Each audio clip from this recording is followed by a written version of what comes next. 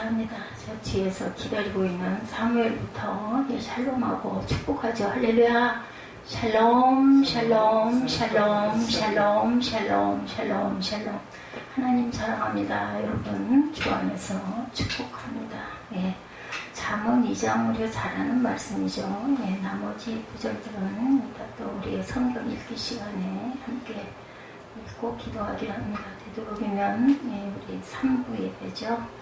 예, 성경 읽기 시간 꼭 참석해 주시기 바랍니다. 예, 우리 2장 전체 한번 살펴보죠. 예, 잠언 2장 전체. 세상에는 악인과 무인이 있어요. 그죠? 믿지 않는 사람들도 저 사람 악해, 저 사람 참 선해, 이런 소리는 많이 합니다. 근데 성경에서도 예, 솔로몬의 잠언이라고 시작이 되죠. 네, 성경에는 악인과 의인이 있고 그것을 인해서 지혜는 세상의 사람들에게 부정적인 역할과 긍정적인 역할을 하게 되죠. 마치 그리스도가 오심으로 구원받은 자와 심판받는 자가 더욱 명확하게 드러나는 것 같은 이치입니다. 예, 그 독생자 예수를 하나님의 세상을 이처럼 사랑하셔서 예, 요한복음 3장 16절이죠. 그 말씀처럼 우리에게 주셔서 그를 믿는 자는 누구든지 구원을 받게 하려 하신다. 그리고 구원받은 자에게는 너와 내 집이 구원을 받으리라 말씀을 합니다. 내가 구원을 받으리라 그러지 않고 내 집이 구원을 받으리라. 제가 요즘에 며칠 곰곰이 내가 무엇을 했나 이런 생각을, 나는 세상에 왜 나왔고 내가 무엇을 했나, 참 하나님 뵙기에 부끄럽더라고요. 내 집을 구원하리라 해서 내 집을 구원하기 위해서 제가 그냥 놔뒀다가는 저까지도 세상 속에 빠질 것 같으니까 이렇게 종으로 세우셔서 아주 부족하고 자격이 없는 종입니다. 세워놓으시고 집을 구원하라고.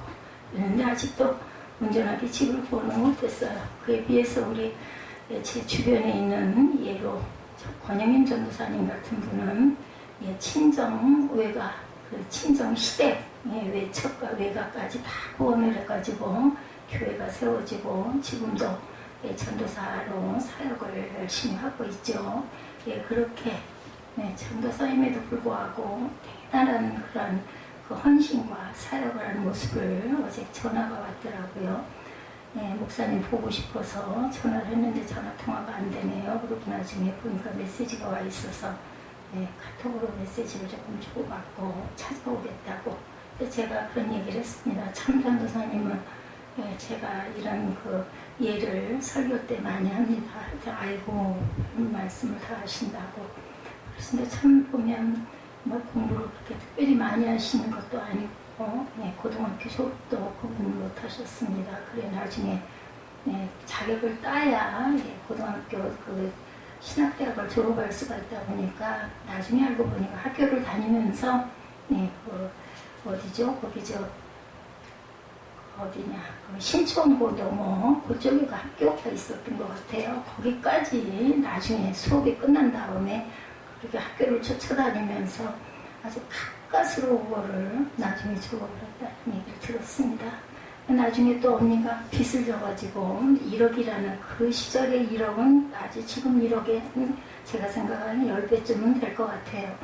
그걸 보증으로 사줬다가 집이 날라가고 그러면서 그걸 또 갚아야 돼가지고 그 사우나탕에서 때밀이를 그걸 한 5년 이상 한 것 같아요. 그렇게 해가지고 그 빚을 다 갚아서 나중에 지금 손가락 수술을 몇 번을 했어요. 그 손으로 그걸 닦고 그걸 하는 바람에 그 여성들은 아이를 낳는 것부터 시작해서 가정 가사 일이 많죠. 요즘에는 뭐 정말 요즘 세대들은 쉽지만 제가 살던 세대만 해도 여성들이 참 미련할 정도로 일을 많이 했습니다. 그런데 우리 권혜임 전도사님 같은 경우는 자녀들 셋을, 딸 셋을 기르면서 시부모님 봉양을 하면서 그리고 언니 그 빚을 갚느라고 쌍무탕 가가지고 5년, 7년을 그걸 해서 갚고 그리고 나서도 그 언니 장례까지 나중에 치르고 천주교를 나갔죠. 나중에는 그 뭔가 신당인가 굿당인가 뭘 모시고 그걸 하는 거를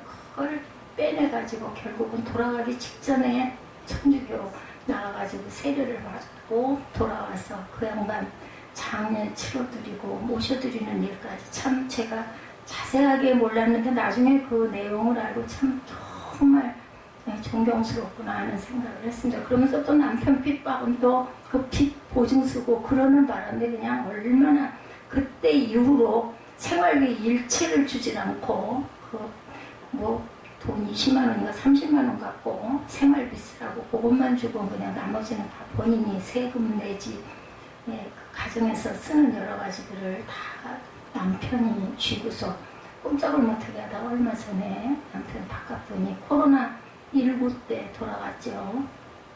아마 지금은 좀 편해지고 큰딸이 시집가서 사위가 목회자로 그렇게 결혼을 시켜가지고 제주도에서 부목사로 사역을 하면서 틈만 나면 속상하면 남편 살아계실 때 제주도로 이제 비행기를 타고 딸이 비행기 싹을 붙여주면 타고 도망을 갔다가 손녀 손자 봐주다가 거기서 아주 그냥 또 그렇게 계시면서도 아주 또 얼마나 제주도 곳곳 좋은 곳은 또 다 가서 사진을 찍어가지고 카톡으로 보내주시면서 언제든지 작정만 하면 내가 목사님 모시겠다고 말이라도 얼마나 감사해요. 그리고 저 먹을 거 그렇게 사들고 쫓아갔던 적도 참 여러 번 있었고 참 주변을 따뜻하고 훈훈하게 그래서 주변에 사람들이 많습니다. 또 신학교 다닐 때는 그 차를 옛날 차이긴 하지만 커다란 차를 승합차를 가지고 다니면서 신학생들 실어 나르는 일도 참 많이 했어요. 오는 길 가는 길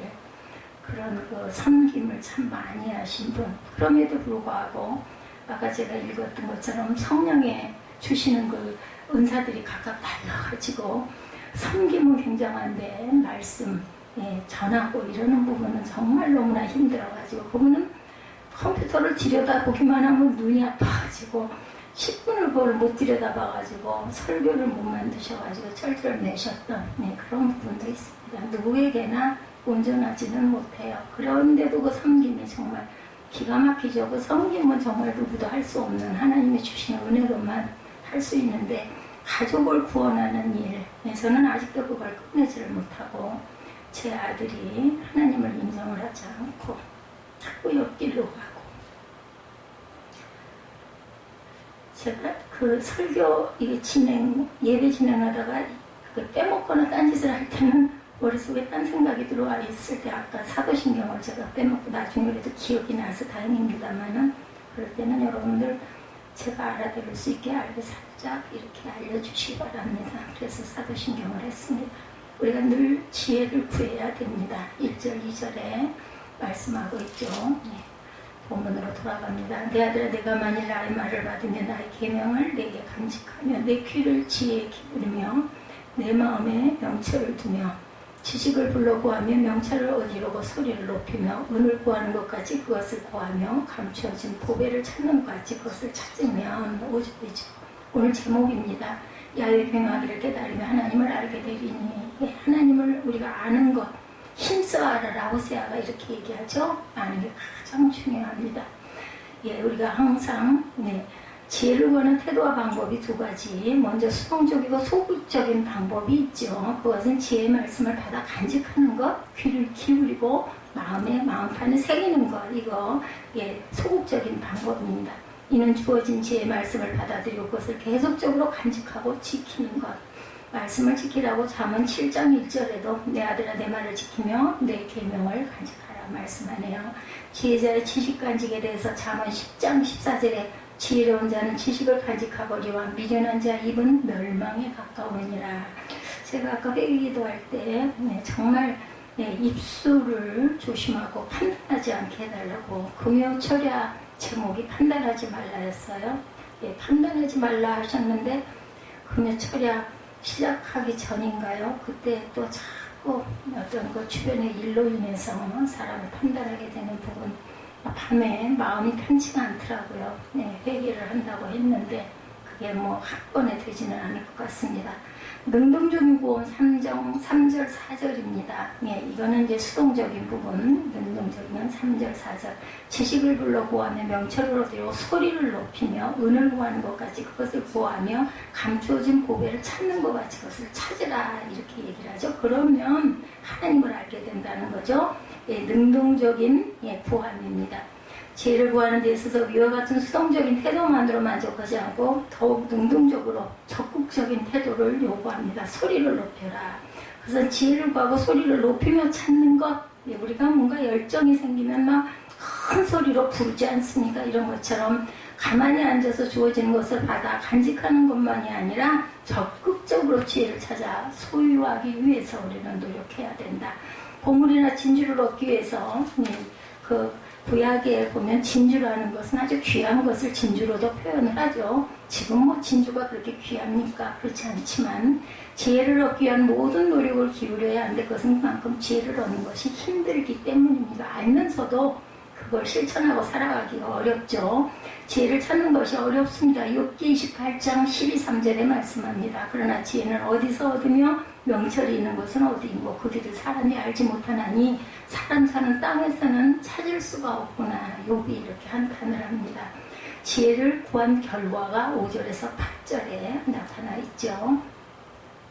야훼 경외하기를 깨달으며 하나님을 알게 되리니 대저 야훼는 지혜를 주시며 지식과 명철을 그 입에서 내시며 그는 정직한 자를 위하여 완전한 지혜를 예배하시며 행실이 온전한 자에게 방패가 되시나니 대저로는 정의의 길을 보호하시며 그의 성도들의 길을 보존하려 하심이라. 이런 결과가 나타난다는 거죠. 하나님을 아는 것은 우리를 구원에 이르게 하기도 하지만 다른 한편으로는 하나님을 아는 것 자체가 결국은 영생이기도 합니다. 요한복음 17장 3절에 영생은 곧 유일하신 참 하나님과 그가 보내신 자 예수 그리스도를 아는 것이니라 이렇게 말씀하고 있습니다. 지혜와 하나님 경외에 대해서 욥기 28장 28절에 하나 사람에게 말씀하셨도다. 보라 주를 경외함이 지혜요 악을 떠남이 명철이라고 말합니다. 우리는 악에서 떠나야 되겠죠. 모양이라도 버리고 절대로 가까이 가지 말아야 됩니다. 지혜와 하나님에 대해서 잠언 8장 22절에 말씀합니다. 야훼께서 그 조화의 시작 그 태초에 일하시기 전에 나를 가지셨다 이렇게 말씀합니다. 선한 길을 깨달는다고 9절에 그런즉 내가 공의와 정의와 정직과 모든 선한 길을 깨달을 것이라 말씀하죠. 하나님을 알고 경외하는 자는 이 세상에 어떻게 살아야 하는지를 분명하게 깨닫게 되죠. 자신을 향해서 원하시는 것이 무엇인지 어떠한 태도로 어떠한 삶을 살기를 원하시는지를 깨달아 알게 하십니다. 그것은 공의, 인자, 아까 인자는 끝이 없고 우리 찬양했죠. 네. 하나님의 나라는 공의의 나라입니다. 그리고 사랑의 나라이죠. 겸손 등의 여러 가지를 포괄하는데 한마디로 말한다면 선하게 사는 것. 근데 우리가 쉽게 선하게 산다라고 얘기를 하면은 아주 착하게 사는 것. 마음이 착한 사람인지 그렇지 않죠. 하나님의 윤리와 율법을 잘 지키고 예배자로 사는 것이 바로 선하게 사는 것입니다. 에베소 2장 10절에 무리는 그가 만드신 바라 그리스도 예수 안에서 선한 일을 위하여 지으심을 받은 자니 이 일은 하나님이 전에 예비하사 우리로 그 가운데서 행하게 하려 하십니다. 행하는 게 뭐예요? 예배자로 사는 것입니다. 물론 이것은 단순히 세상적 비윤리적인 선만은 의미하지 않죠. 하나님께서 보시는 경지에서의 선이고 하나님께 영광 돌리게 하는 선인 것입니다. 하나님께서는 이런 의도로 우리를 만드셨고 우리에게 이런 삶을 기대하고 계시죠. 그러므로 우리는 적극적으로 하나님의 선을 행하는 삶을 살아야겠습니다. 하나님께서 원하시는 건 미가서 6장 8절입니다.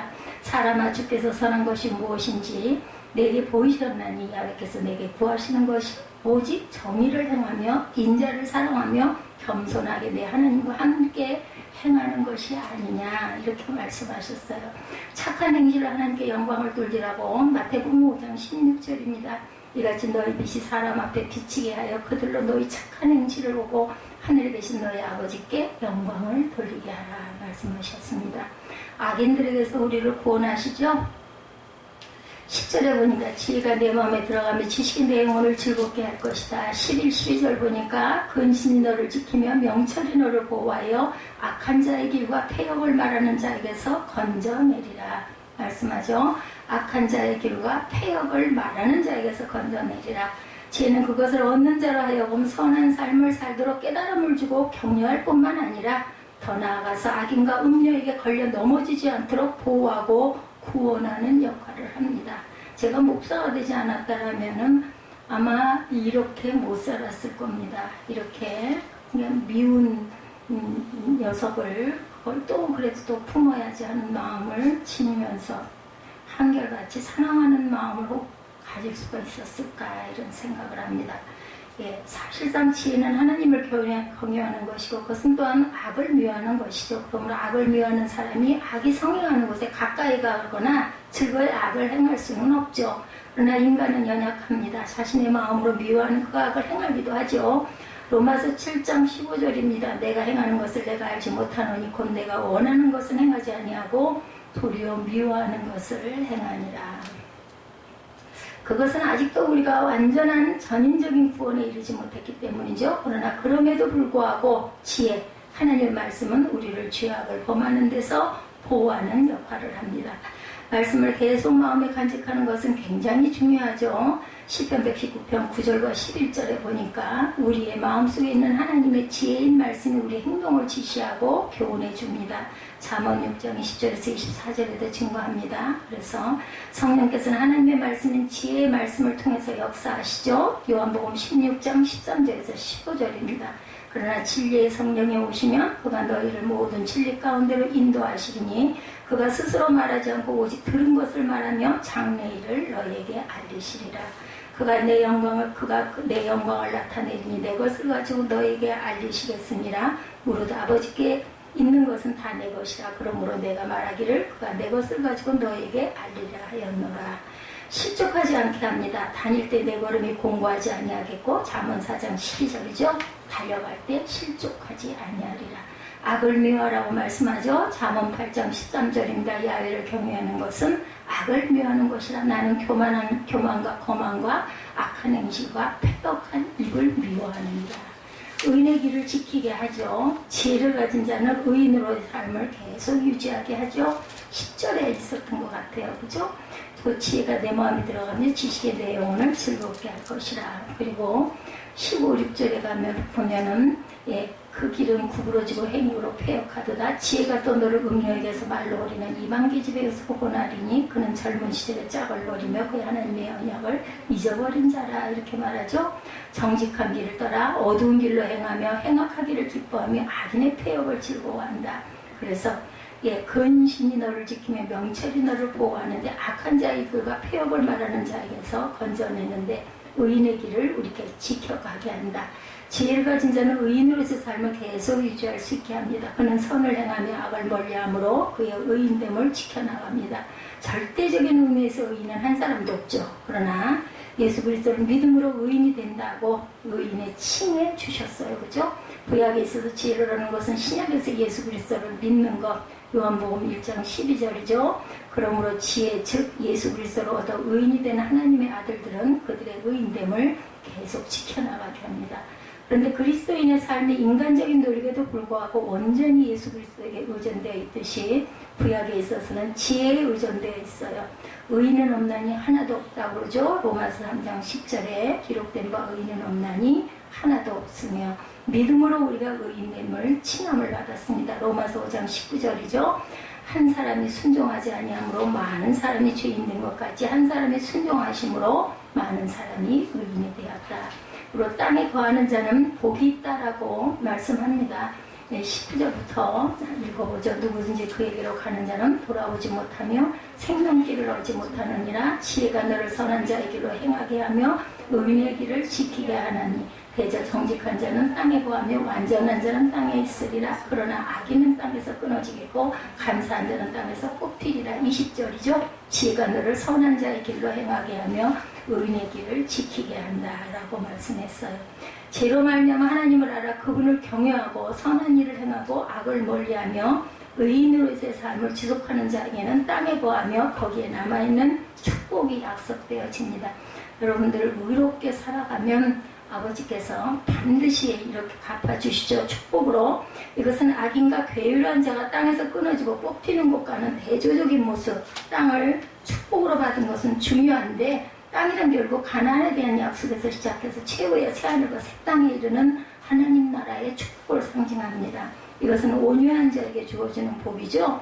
시편 37편 11절 그리고 산상수훈 마태복음 5장 5절입니다. 그러나 온유한 자들은 땅을 차지하며 풍성한 화평으로 즐거워하리라. 온유한 자는 결국 그리스도의 온유함을 닮은 그런 자들이죠. 구약식으로 말한다면 지혜로 인하여 정직할 뿐 아니라 완전해진 자를 가리킨다고 볼 수가 있어요. 새하늘과 새 땅을 주신다고 그러죠. 또 내가 새하늘과 새 땅을 보니 처음 하늘과 처음 땅은 없어졌고 바다도 다시 있지 않더라. 그래서 2장 전체적인 내용은 지혜가 그것을 소유한 자에게 베푸는 혜택은 단지 위의 것들에 제한되지를 않아요. 무궁무진한 축복, 예수 그리스도를 통하여 주시는 풍성한 하늘의 신령한 복을 예시해 주는데 제가 생각할 때는 구원입니다. 구원의 축복을 우리에게 주셨죠. 구원됨으로 우리에게 영원한 생명을 주셨기 때문에 무섭지가 않고 두렵지가 않습니다. 땅에 살아도 좋고 하늘에 가도 좋죠. 만약에 하늘나라가 없다면 얼마나 두려울까요? 나이가 드신 분들 특히. 모든 축복은 예수 그리스도를 통하여 주어진다. 로마서 8장 32절입니다. 자기 아들을 아끼지 아니하시고 우리 모든 사람을 위하여 내주시니가 어찌 그 아들과 함께 모든 것을 우리에게 주시지 아니하겠느냐. 그러므로 우리는 이런 하늘의 풍성한 축복을 누리는 삶을 살되 축복의 근원이신 그리스도를 가장 귀히 여기는 저와 여러분들이 되시기 바랍니다. 언약스승은 언약 자녀의 신앙을 구체적으로 지도하죠.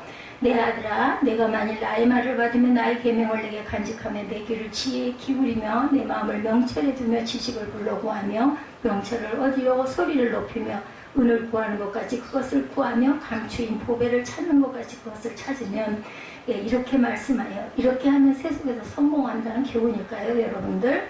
아니죠. 야훼 경외하기를 깨달으며 하나님을 알게 되리니 가장 중요한 것은 하나님을 아는 거죠. 교회에 출석한다고 신앙이 자동으로 자라지는 않아요, 여러분들. 말씀을 받고 간직하고 주의 깊게 듣고 마음을 기울이고 소리 높여 부르고 간절히 구하고 찾는 과정이 반드시 필요합니다. 겸손히 하나님의 말씀을 배우고 기도하는 과정에서 야훼를 경외하며 진리의 지식을 깨닫지요.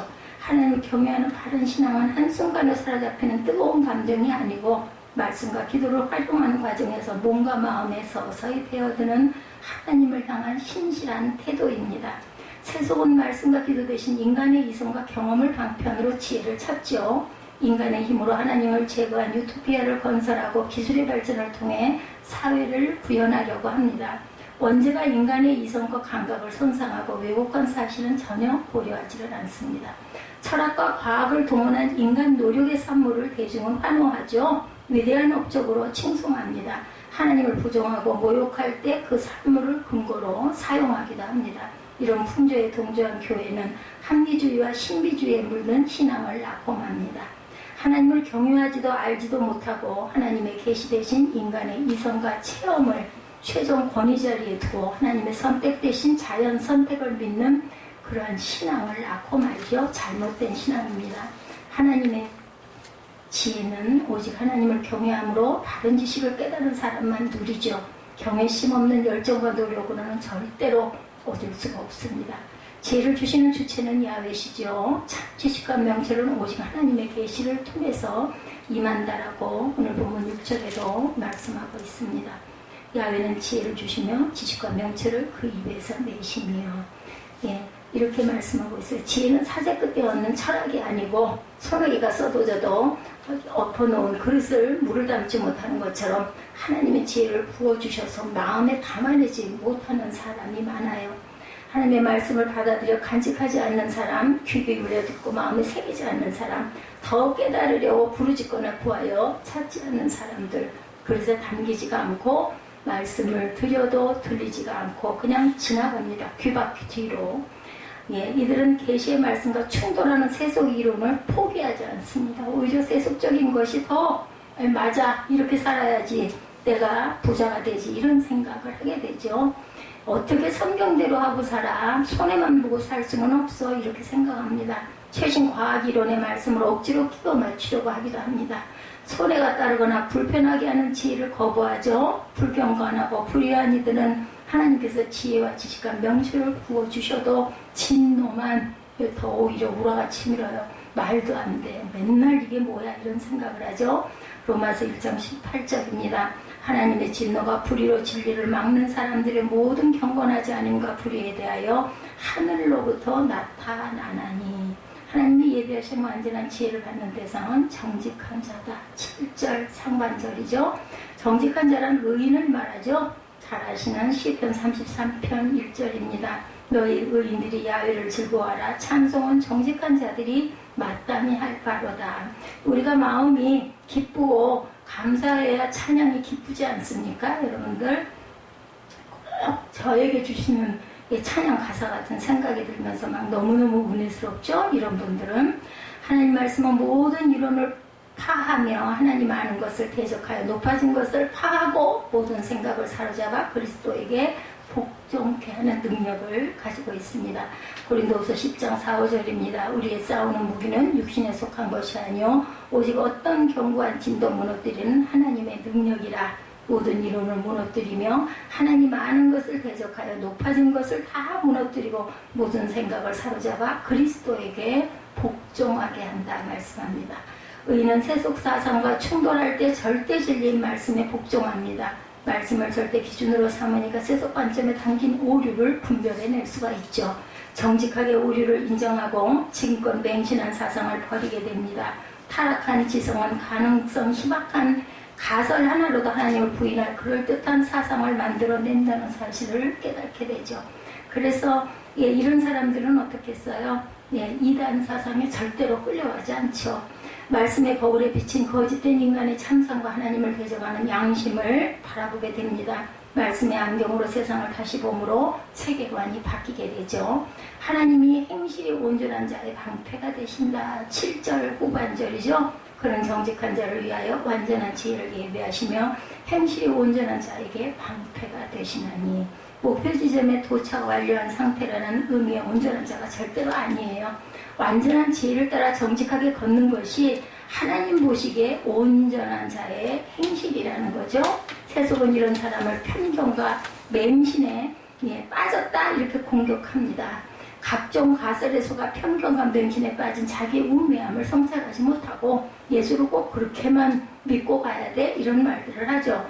성찰하고도 인정하지 않는 자는 사악한 악인입니다. 이런 세상 풍조 속에서도 의인만큼은 하나님의 지혜를 따르는 것이 공의의 길인 줄 알게 되죠. 8절 상반절이죠. 이전에 길동무들에게 배신자로 낙인 찍히고 세상을 혐오한 자로 매도당할지라도 박해를 견디며 바른 방향으로 걷습니다. 디모데후서 3장 12절입니다. 무릇 그리스도 예수 안에서 경건하게 살고자 하는 자는 박해를 받으리라. 우리가 공격을 받기도 합니다. 뭐 그따위야 이런 소리 많이 듣죠. 이때 하나님은 공평의 길을 보호하시고 그 길을 걷는 자를 보존하신다. 8절이죠. 대적은 정의의 길을 보호하시며 그의 성도들의 길을 보존하려 하심이라. 그런즉 내가 공의와 정의와 정직한 것 모든 선한 길을 깨달을 것이다 말씀하죠. 좌로 치우침 없는 정직한 자의 길은 좁고 협착합니다. 찾는 이가 적지만 걸을수록 원만해지는 길. 많은 의인이 악인이 선택한 넓은 길의 결말과는 반대죠. 의인의 길은 돋는 햇볕 같아서 점점 빛난다 이렇게 말씀하죠. 원만한 광명에 이르거니와 악인의 길은 어둠 같아서 그가 거쳐 넘어져도 그것이 무엇인지 깨닫지 못한다. 4장 18절입니다. 의인의 길은 돋는 햇살 같아서 크게 빛나 한낮의 광명에 이르거니와 하나님의 예비하신 완전한 지혜는 그리스도와 그분의 십자가에서 드러납니다. 구속사에서 성취된 하나님의 지혜는 그리스도의 복음이고 의인은 그 복음을 영접한 사람이죠.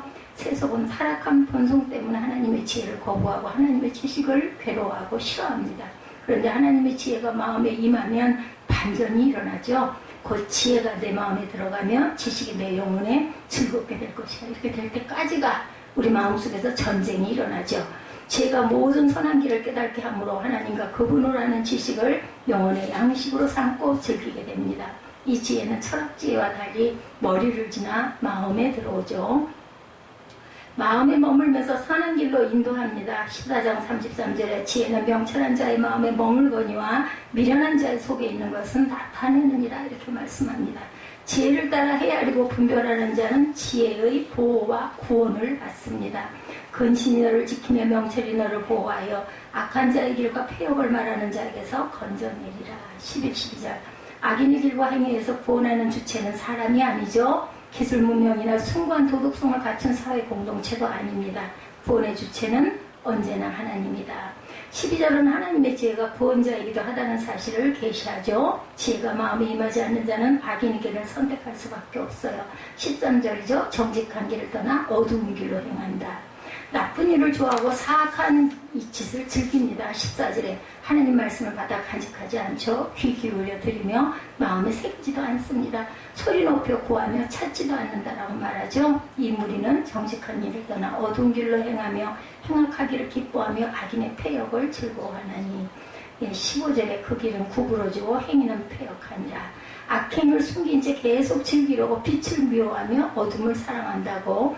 요한복음 3장 19절에서 20절에 그 정죄는 이것이니 곧 빛이 세상에 왔으되 사람들이 자기 행위가 악함으로 빛보다 어둠을 더 사랑하는 것이니라. 악을 행하는 자마다 빛을 미워하여 빛으로 오지 아니하나니 이는 그 행위가 드러날까 합니다.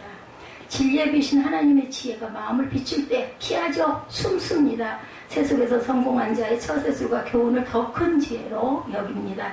지혜가 없는 그들에게는 세속 사상이 세상의 이치를 합리적으로 설명하는 다른 길이자 다른 행실이다. 그러나 하나님 보시기에 그 길은 구부러지고 패역하다라고 말씀한다라는 것. 사람 보기에는 바르나 마침내 사망에 이르는 길이죠. 14장 12절입니다. 어떤 길은 사람이 보기에 바르나 필경은 사망의 길이니라. 16장 25절에 어떤 길은 사람이 보기에 바르나 필경은 사망의 길이니라. 동일한 말씀이 기록되어 있더라고요. 지혜는 음녀에게도 구원을 줍니다. 음녀는 말로 호리는 이방계집이라고 16절에 말하죠. 지혜가 또 너를 음녀에게서 말로 호리는 이방계집에게서 구원하리니. 이방인 혈통의 창기라는 신분보다 그 전에 짝을 버리고 하나님의 언약을 잊어버린 자라는 신분의 강조점이 있습니다. 그는 젊은 시절에 짝을 버리며 그 하나님의 언약을 잊어버린 자라. 음녀는 하나님 언약을 잊고 이방을 쫓는 배교자입니다. 정직한 길을 떠나 어두운 길을 앞서 걷는 악인, 결혼 이미지를 의인과 악인을 구별하면 음녀는 신랑과 맺은 결혼 언약을 깨트린 여인을 말하죠. 언약 백성에게 정직한 길을 떠나 어둠 속에 거주하는 자기와 더불어 살고자 유혹하는 언약의 회방꾼입니다. 구약 이스라엘은 하나님과 언약을 맺은 언약 백성이므로 종종 하나님의 신부로 은유됩니다. 호세아 안에 음녀, 고멜도 언약을 배반한 이스라엘을 상징하죠. 신약성경은 교회를 그리스도의 순결한 신부라고 계시록 21장 2절에 내가 보매 거룩한 성 새 예루살렘의 하나님께로부터 하늘에서 내려오니 그 준비한 것이 신부가 남편을 위하여 단장한 것 같더라. 하나님의 언약을 배반한 배교자를 음녀라고 말하죠. 계시록 17장 5절에도 그의 이마에 이름이 기록되었으니 비밀이라. 큰 바벨론이라 땅의 음녀들과 가증한 것들의 어미라 하였더라. 또 천사가 내게 말하던 내가 본 바 음녀가 앉아있는 물은 백성과 무리와 열국과 방언들이니라. 음녀의 집은 사망이고 음부로 기울어진 비탈길 끝에 있습니다. 그의 집은 사망으로 그의 길은 스월로 기울어졌나니 음부는 영원히 돌아올 수 없는 곳이죠. 음녀에게 간 자는 다시 생명길을 얻지 못합니다. 누구든지 그에게로 가는 자는 돌아오지 못하며 생명길을 얻지 못하느니라. 19절에 말씀하죠. 이교 신전에서는 참교와 간음한 일이 우상숭배 의식의 일부였어요. 이래서 이렇게 우상숭배를 많이 했던 것 같습니다. 음녀와 연합하는 것이 표면상으로는 육체적 음행이지만 본질상으로는 하나님 언약을 배반하고 세속을 쫓는 그러한 영적 음행이죠. 신약도 이런 자는 회개할 수 없다라고 히브리서 6장 4절에서 6절에 증거합니다. 한번 빛을 받고 하늘의 은사를 맛보고 성령의 참여함 받고 하나님의 선한 말씀과 내세울 능력을 맛보고도 타락한 자들은 다시 새롭게 하여 회개하게 할 수 없나니 이는 그들이 하나님의 아들을 다시 십자가에 못 박아 드러내놓고 욕되게 합니다. 이렇게 증거합니다. 지혜와 언약 맺는 자는 공평의 길, 정직한 길, 생명길, 선한 자의 길을 걷죠. 그러나 음녀와 연합한 자는 돌이킬 수 없는 사망을 걸어서 결국은 사망에 도착을 합니다. 잠언이 이렇게 길 이미지로 교훈할 때 의인의 길과 악인의 길, 선한 길과 악한 길 두 길로만 제시하죠. 결혼 이미지로 교훈할 때도 지혜 혹은 음료 둘 중 하나로 연합합니다. 누구와도 연합하지 않은 미혼자나 독신자 이미지는 없습니다. 그런데도 음료의 말에 홀려 하나님 언약을 개발한 자는 세 번째 선택지를 찾죠. 두 길을 동시에 걸을 수 있는 절묘한 방법을 궁리합니다. 생명이나 사망 어느 길에도 도착하지 않을 회색지대를 탐구합니다. 결혼 언약을 유지하면서 음료와 연합도 포기하지 않으려는 사악한 세속 지혜를 따라가죠. 그러나 세 번째 길은 어찌하든지 악인의 길을 걸으려는 백여조의 심리적 자기 위안이자 자기 방어 배제일 뿐이죠. 하나님 지혜는 선한 길로 의인의 길로 행하고 지키도록 인도하십니다. 20절입니다. 지혜가 너를 선한 자의 길로 행하게 하며 의인의 길을 지키게 하나니 내가 아니라 지혜가 인도자고 수호자입니다. 그래서 잠언은 일반 윤리와 달리 실천부터 강조하지 않습니다. 은혜의 방편인 말씀과 기도부터 적극 활동하도록 강권하죠. 그래서 잠언일기를 써라 이런 이야기들을 많이 하죠. 실천은 하나님을 경외하며 그분을 알아갈 때 자연스럽게 맺히는 열매입니다. 악한 행실을 고치는 방법은 내가 지금 어떤 길을 걷고 있는지 말씀의 거울로 비추어 살핍니다. 우리가 성경 말씀 읽다 보면 마음에 찔림이 올 때가 있죠. 원수를 사랑하라 하는데 내가 어느 순간 내 배우자를 미워하고 있거나 내 자녀를 미워하고 있을 때 그것을 깨달고 알고 나면 마음이 불편해져요. 그래서 마음을 비우게 되더라고요. 내 속에 감춰진 어두운 길을 사모하는 마음, 악행을 즐기려는 죄성, 음료의 말에 흔들리는 연약성을 말씀에 비추어 헤아리게 되죠. 이 땅에 사는 동안 내 힘으로 죄성과 연약성을 벗을 수 없는 불편한 진실을 직시하고 인정하게 되면 하나님의 은혜를 진실로 붙들게 됩니다. 그런 마음의 지혜가 들어와 거주하면서 나를 통해서 살고 내가 바뀌게 되죠. 우리가 잘 아는 갈라디아서 2장 20절 말씀입니다. 내가 그리스도와 함께 십자가에 못 박혔나니 그런즉 이제는 내가 사는 것이 아니요 오직 내 안에 그리스도께서 사시는 것이라. 이제 내가 육체 가운데 사는 것은 나를 사랑하사 나를 위하여 자기 자신을 버리신 하나님의 아들을 믿는 믿음 안에서 사는 것이라. 아멘. 이 장에서 언약자녀를 유혹하는 세력이 악인과 음녀입니다. 이스라엘이 바알과 아세라를 숭배하고 얻고자 했던 것, 부당한 재물과 쾌락을 추구하는 욕망을 상징하죠. 지혜만이 그들의 유혹에서 구원하고 보호합니다. 되죠. 정직한 자는 땅에 거하며 완전한 자는 땅에 남아있으리라. 그러나 악인은 땅에서 끊어지겠고 괴율한 자는 땅에서 뽑히리라. 솔로몬의 관점에서 의인이 거주하고 악인이 끊어질 때 땅은 약속의 땅, 하나님께서 마련하신 언약 백성의 터전이죠. 신약시대의 언약 백성은 교회 공동체를 가리킵니다. 언약의 신실한 자들만 새하늘과 새 땅을 소망하며 몸된 교회 안에 마지막 순간까지 함께 남아있을 것입니다. 베드로서 3장 13절입니다. 우리는 그의 약속대로 의거에 있는 곳인 새하늘과 새 땅을 바라보도다. 아멘. 예, 오늘 제가 잠언을 주소까지 겸해서 말씀을 드려서 어떤 면으로는 좀 길고 지루하고 반복적인 부분도 있지만 아마 이 말씀의 은혜를 받으신 분은 지혜의 정체가 무엇이라는 것을 깊게 생각하고 깨달으셨을 줄 믿습니다. 성경을 그냥 읽고 풀이해서 읽고 그리고 마음에 간직하고 그것을 소리쳐 외쳐서 그것을 내 마음속에 간직한 것들을 행하고 실천하셔서 온전한 지혜자리 되시기를 주님의 이름으로 축복합니다.